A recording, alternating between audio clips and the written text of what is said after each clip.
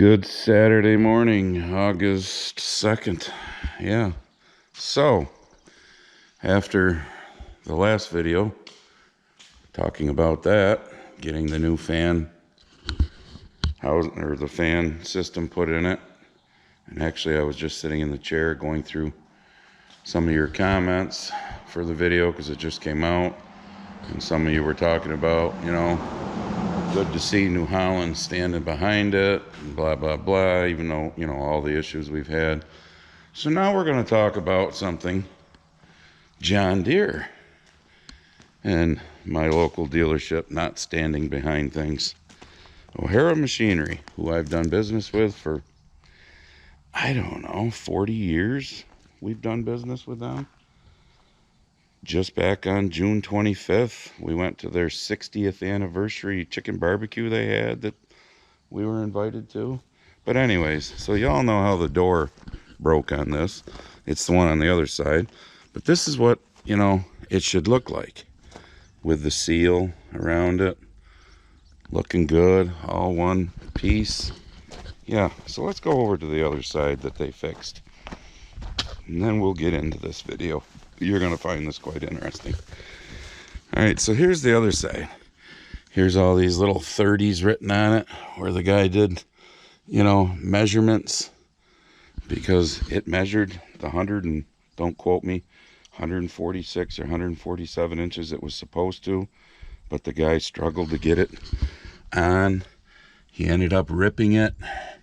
We ended up cutting this, whatever this is, 4 or 5 inch piece off of the old one.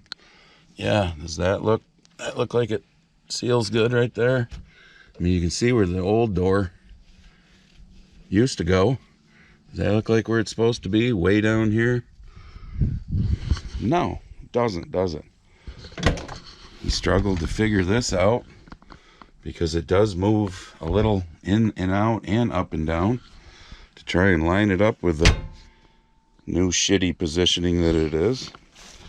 So anyways, as I told you guys, it was $700 for the glass, for the door part. This here was $700. The seal around it from John Deere was $200. The aftermarket one that they sell was $100, so I went with the aftermarket one to try to save a few bucks. Hold your thoughts on that, folks. So the labor wound up being $647, $647.77, something like that. So just round it off, $648. 4.46 hours, 4.463 hours, something like that, almost 4.5 hours. And they also charge you from travel time they leave, about a 35-minute drive. So a little over an hour of that was travel time. So even if you took off the 1.462 or whatever it was, that left 3 hours for them to end up with that shitty result that they ended up with. I mean, Barb was over here. I was up in the field by Jimmy's doing anhydrous at the time. So he called, wanted some help. Barb came over for 20 minutes or so and helped. When I got back from doing that field, I helped the guy for at least an hour or more. He was trying to put it on the door, which is pretty fucking hard, or on, with the door on here, trying to get it behind there and stuff. So I suggested, why don't we take it off and put it on the floor and try it. Still couldn't get it to, stretch enough to go around the corners there. Anyways, long story short, like one of their other employees, and I will leave them nameless, said to me, when he started struggling, he should have just quit and said, something's not right. I think this was a Friday afternoon too. Let me go back, see what I can figure out, come back Monday or whatever. But no, instead we just kept fucking around with it for way longer than it should take. The salesman from the outfit that bought out Casanova Equipment, who has stopped here 3 or 4 times now. He looked it up and said John Deere says that should only take 2.5 hours, and that's counting cleaning up all the glass. Well, we had already cleaned, there was no cleaning up glass. We had already done that. So 2 hours? I don't know. But anyways, so I called and I said, like 2 weeks ago, 10 days ago, or no, originally I told the guy when he left, and I texted my parts guy and I said, look, I'll live with this shitty end result if somebody knocks, a couple hours off the labor, because, I knew it took way longer. The guy was here way longer than he should have been. And to be honest with you, this piece is glued on. It ain't going anywheres. I mean, the chances of, weather getting right in there, that little spot, whatever. The door opens and closes. I mean, like I said, I'll live with that as long as I'm not charged the whole time the guy was here. Well, I was charged for the whole time. So, like I said, I called, got a hold of this person named Craig in the service department, who I actually thought was the service manager, seeing he's the one that always seems to answer the phone, but apparently not. And he said, well, Mike, who was the service manager, was in Florida, I think at a conference or something.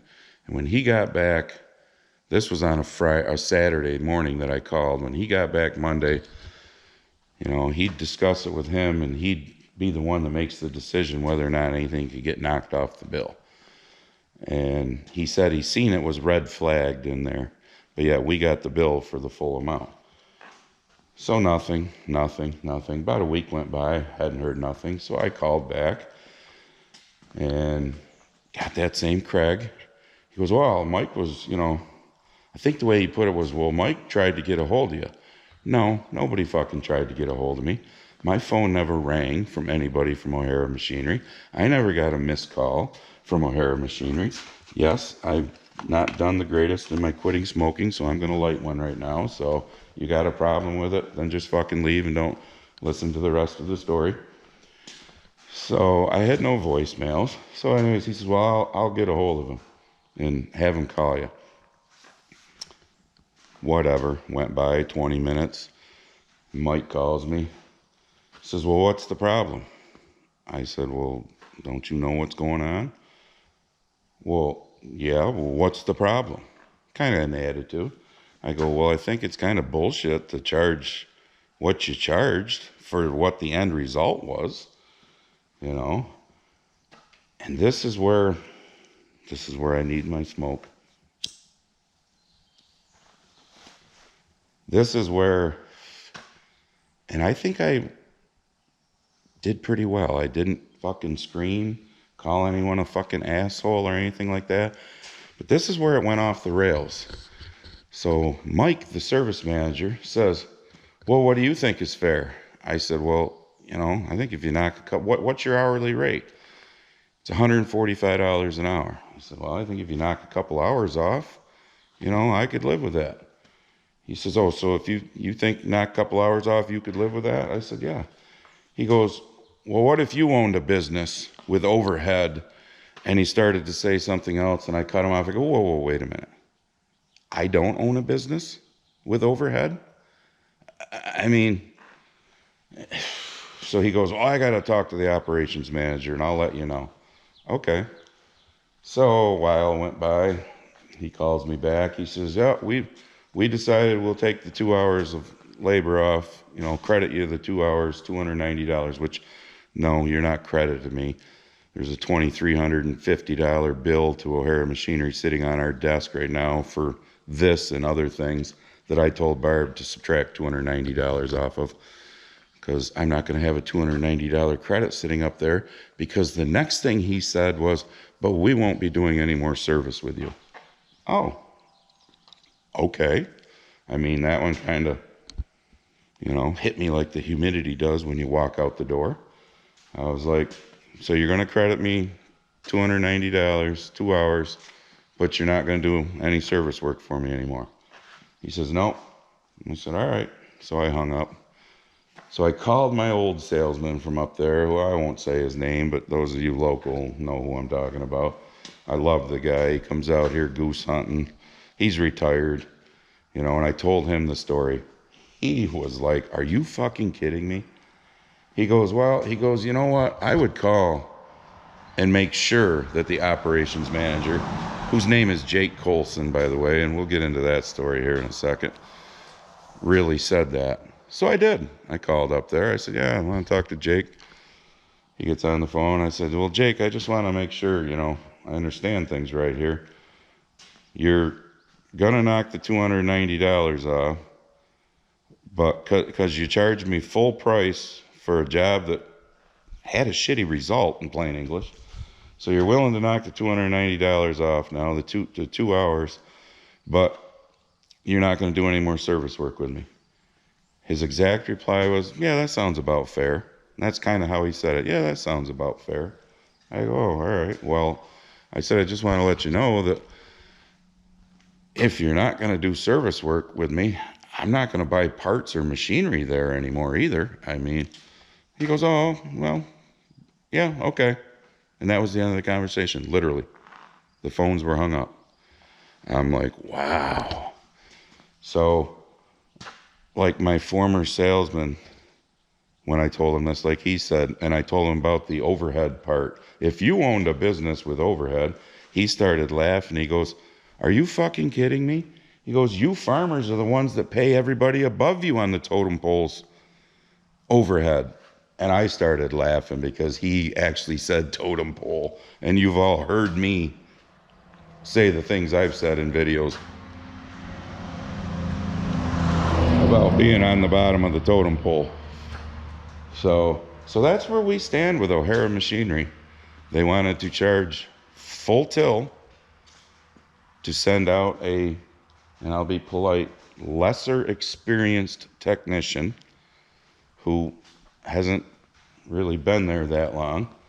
We'll just leave it at that, lesser experienced, who struggled, who should have stopped and said, "I throw my hands in the air, let's try and figure this out next week," you know. And instead, they figured it was worth full price for that shitty result. So, and now the dealership thinks that the sounds about fair thing is to tell me that, you know, apparently this is all my fault.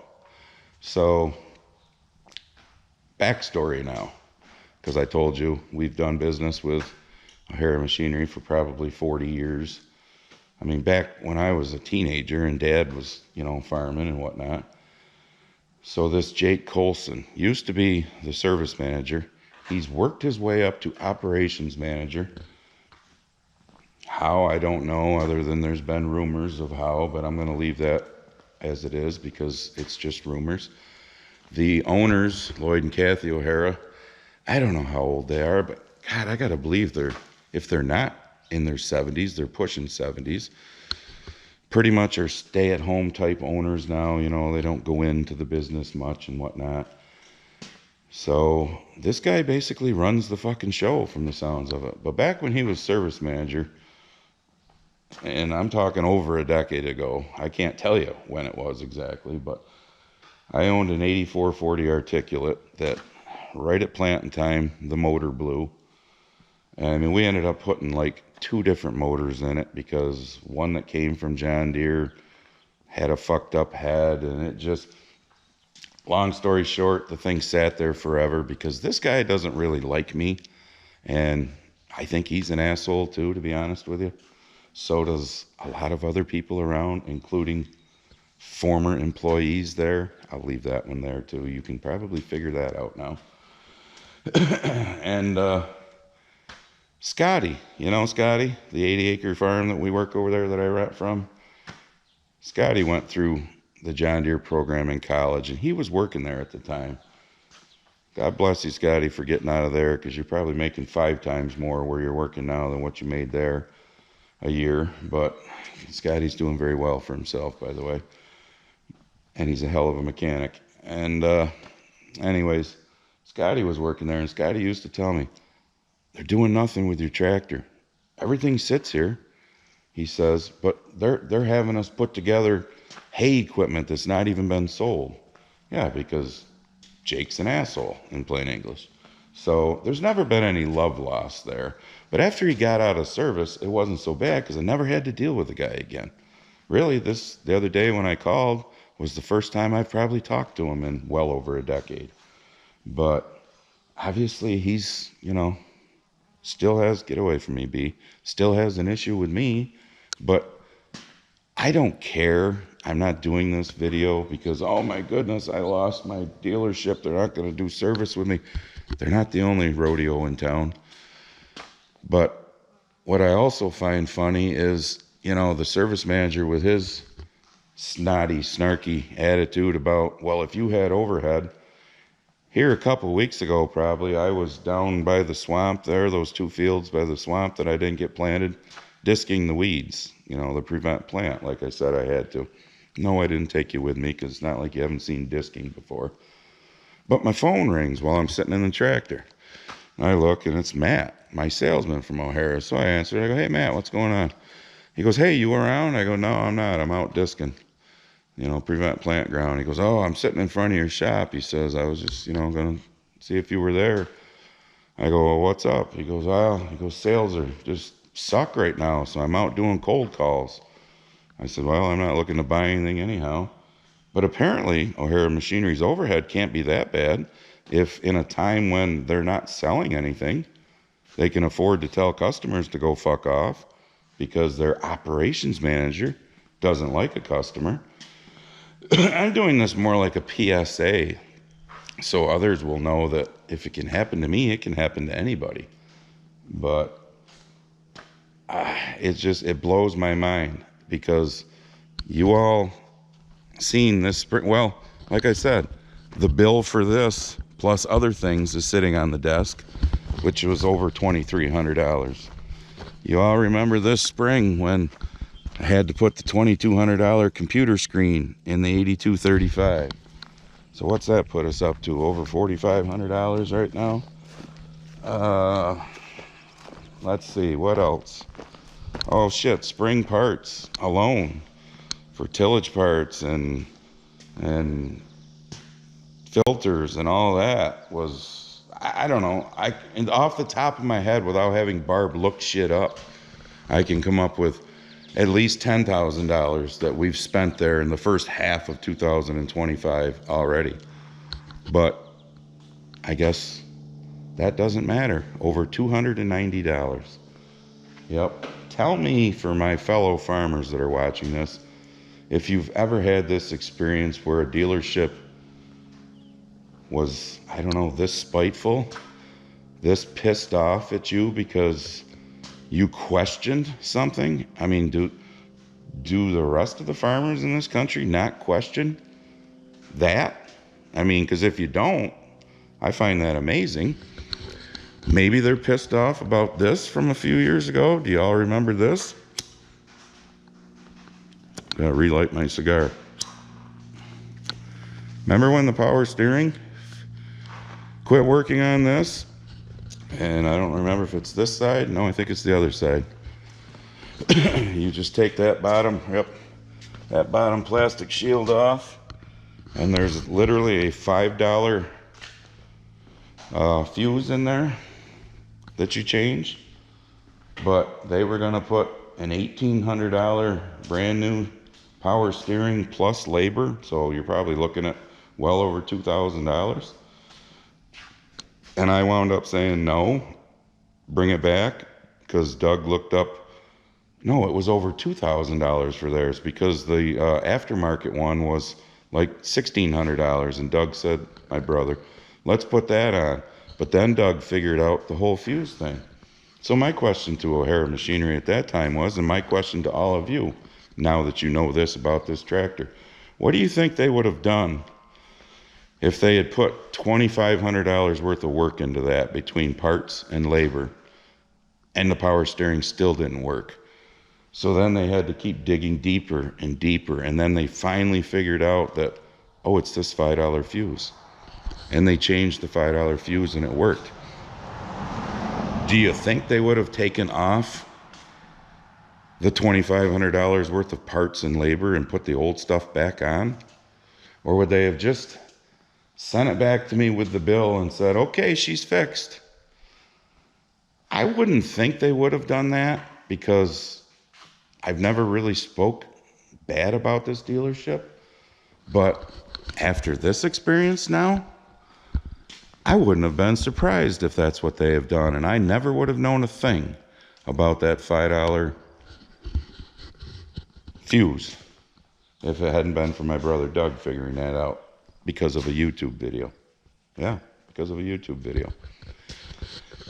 And then you throw in like Mike P7810 on YouTube, who's, you know, like south of me. He's a good hour and a half, 2 hours, I think, at least, from those guys, from O'Hara's. He bought that new disc buying, if you watch him, that you see, from O'Hara's, from my salesman, Matt. And when Mike bought that, he got a hold of me, and he says, hey, you know, I've never done a lick of business with O'Hara Machinery. I want your opinion. Gave him my opinion. Gave him my true good opinion. Never downed them. Never said, you know, oh, they're a fucking shit dealer, don't do business with them. Mike bought from him. Well, Mike sees this now. Mike might think twice about ever buying something from him again. Maybe others will too. I'm not telling you to. You be you and I'll be me. You make your own decision. I just thought I'd make this video to let people know about this experience, because it's mind-numbing. Never had anything like this in my life. Oh, and the other thing that Mike, the service manager, said to me, one of the first things, actually he said it right before he said the part about the overhead. He goes, well, you bought the aftermarket seal. Yeah? And you guys sell the aftermarket seal. You guys sell the aftermarket door too, but I didn't buy that. So if you're selling aftermarket parts and your parts guy tells me it's the same thing, it measures the same length and all that, now you're going to try and blame it on, well, you bought the aftermarket thing because your technician ended up ripping it and not being able to get it on, and we ended up cutting whatever that was, 5 inches, I'm just going to call it, off of the old one, which was all ripped to shit, which is why we couldn't use the old one. Then don't fucking sell aftermarket parts.